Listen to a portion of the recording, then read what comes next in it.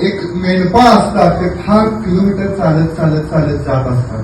तर त्यामध्ये एक पंढरपूर पासून ते सांगली जिल्ह्यातल्या एका गावापर्यंत चालत आलेले मेंढपाळ होते.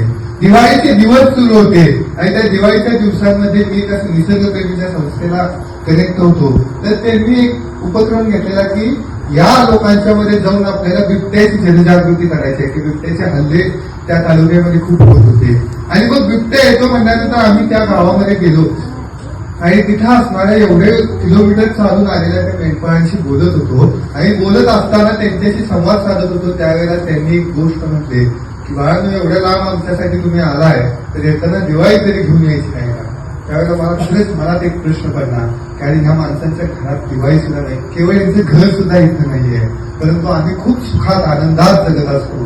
मग आम्ही जाऊन त्यांना दिवाळी दिली. परंतु ह्या ज्या गोष्टी सांगतोय त्या चिरंतन काळ आनंद देणाऱ्या गोष्टी आहेत की आपल्याला आपल्या आयुष्यात असा आनंद घेता आला पाहिजे.